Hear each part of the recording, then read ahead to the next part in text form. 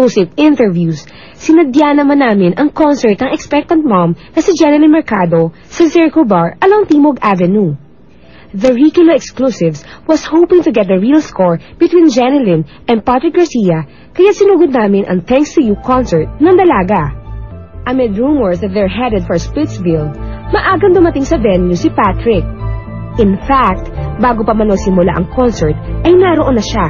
2:00 na ng madaling araw nang makausap namin sila. Siyempre very happy and overwhelming yung mga tao na talagang sumuporta sa akin. Yeah. Okay lang. And ayoko lang masyadong specify, but we're okay. Kusyon ni Patrick sa parents ni Jen, lalo na kay Mami Lydia. Sana, totoo. Sana magawa niya ng tama. Diba? Kahit na hindi biglaan, kahit na little by little, that's okay. Para, sana mangyari. Mami Lydia, who was also present that night, had this message for Patrick. Kayo na ang humusga. Just read between the lines. Para sa akin, mag-boyfriend pa lang sila.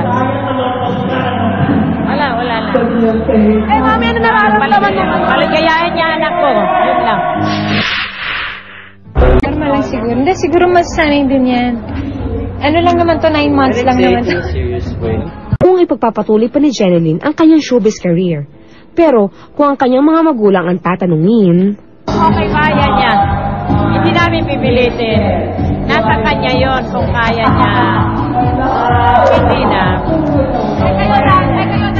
Okay lang, sabi ko lang. Wala akong problema sa kanya. Para siya, kaya niya. Kaya okay lang. bago kami nagtungo sa successful concert ni Jeneline Mercado sa Zirco,